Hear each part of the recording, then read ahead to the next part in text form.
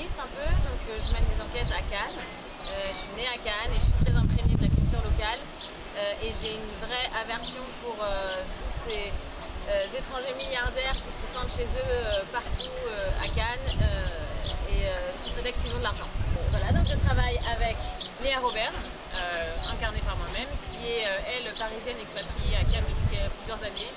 Je travaille avec Camille, donc une complicité qui dure depuis des années, une amitié même, une grosse affection qu'on va découvrir au fur et à mesure des épisodes. Donc une relation de travail, une équipe de travail et d'amitié assez parfaite jusqu'à l'arrivée du personnage joué par Jamie.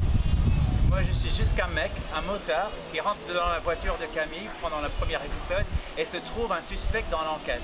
Il ne sait pas pourquoi, il essaye de se distancer de cette flic qui lui menace un petit peu puisque lui il a un passé disons compliqué, mais elle le poursuit jusqu'à son bateau et elle trouve qu'il a quelque chose à cacher et donc il y a besoin de faire un petit marché tacite entre eux deux pour qu'il puisse garder son secret. Et il doit l'aider à peut-être trouver une solution à la situation dont elle trouve son père est en prison pour peut-être de la corruption.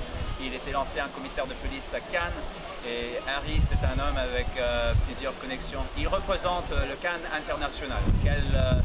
Elle a une certaine méfiance auprès de ce monde qui existe. Et pas d'accès.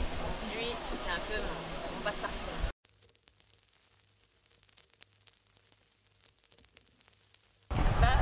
Avec Camille et Léa sont obligées d'être dedans, d'être dans l'action, d'être dans la réflexion parce que leur quotidien est de résoudre des enquêtes, donc elles sont obligées d'avoir ce côté, oui, effectivement très terrien, très rentre dedans et très appliqué dans leur travail, tandis qu'effectivement Harry arrive un peu comme ça comme un cheveu sur la soupe et est obligé de jouer de son charme entre guillemets, de ses différentes facettes, de son bagou, de sa désinvolture pour arriver, et de sa manipulation aussi en quelque sorte pour arriver à ses fins et s'introduire dans ce duo qui est quand même assez fort, c'est un noyau dur et il arrive effectivement à s'intégrer dedans. Et il perturbe tout puisqu'on a un secret que je ne livre pas à ma complice de toujours, donc qui ne comprend pas la situation et donc il y a évidemment des altercations, des oppositions qui se créent et en fait c'est un trio, mais au sein du trio il y a un binôme et qui se déplace de l'un à l'autre et c'est ça qui rend vraiment la relation entre nous trois très riche et très savoureuse parce que moi je la trouve délicieuse cette relation. On est chien et chat, c'est drôle et en même temps ça serre le cœur, on a envie qu'il se passe des choses entre eux. Donc non, c'est un trio qui est hyper riche et très haut en couleur. De ma part, il y a un petit intrigue puisque ce côté que vous avez décrit, le côté dandy, le côté charmant, badineur et tout, c'est peut-être un jeu puisque lui il a une histoire assez compliquée qui l'obsède et il est à Cannes pour une raison très spécifique, très pointue, mais on le découvre peu à peu. Pour des raisons personnelles, ouais. Tu mets tout, c'est un personnage qui est en façade et en fait on se rend compte que dans son intimité c'est le chaos et il essaye il a une vie tellement gâchée, il a une histoire honteuse qu'il essaye d'échapper.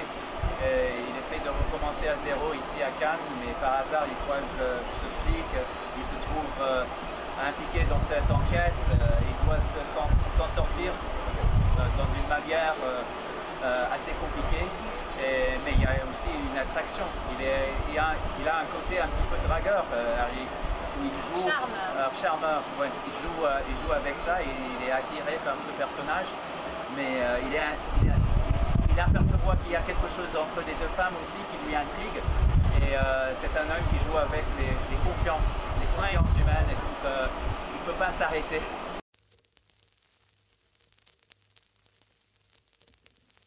C'est dans le titre. C'est dans les titres, on est vraiment censé de mettre en avance le Côte d'Azur, ville de Cannes. Le maire de Cannes nous a confié le droit d'utiliser le nom de Cannes dans les titres. C'est la première fois que ça s'est passé à une série, même une film, je crois.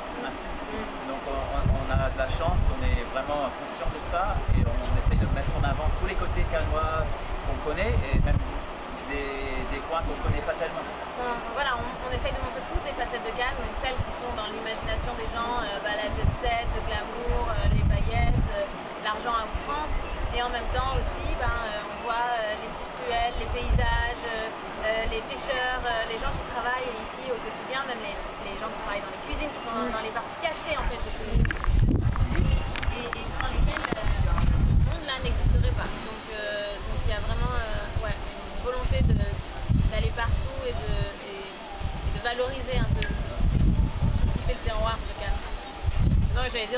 il y a vraiment une signature esthétique finalement à la série qu'on voit arriver dès les premières secondes, des génériques, de par les couleurs, de par nos costumes, de par, c'est bête, mais les palmiers, enfin tout le décor, tous ces lieux dans lesquels on est allé, effectivement, signe la série, signe la couleur de la série, apporte une espèce ouais, un côté solaire et enivrant et évadant finalement qu'on n'a peut-être pas dans des séries qu'on a l'habitude de voir en France depuis quelques temps. Il y a un univers très complet, moi je trouve qu'on est presque dans une bande dessinée et c'est très beau, c'est waouh, enfin, quand on voit les images on s'en prend plein la figure et ça participe à cette envie d'en voir plus, d'en savoir plus et de rentrer dans l'intimité de nos personnages.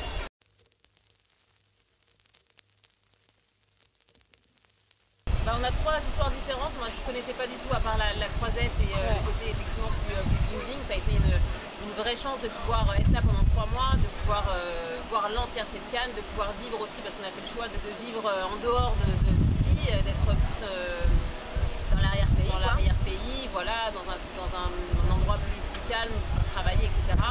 Et ouais, c'est un rêve de pouvoir travailler dans ces conditions-là, de se réveiller chaque matin et d'aller dans différentes zones, de découvrir Cannes différemment, c'était fou.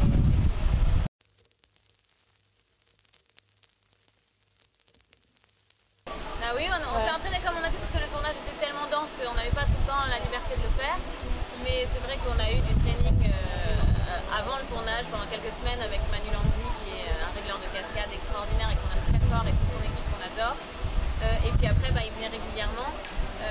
Et c'est vrai que moi personnellement j'aurais voulu encore plus parce que j'ai adoré faire ça. Et c'est vrai que quand on est en plus, on faisait énormément marcher notre matière grise parce qu'on joue en anglais et donc il y avait beaucoup de travail à faire sur la langue. Et donc ça faisait du bien aussi de passer par le corps et de se défouler et puis de se montrer qu'on pouvait être badass et qu'on pouvait être crédible là-dedans.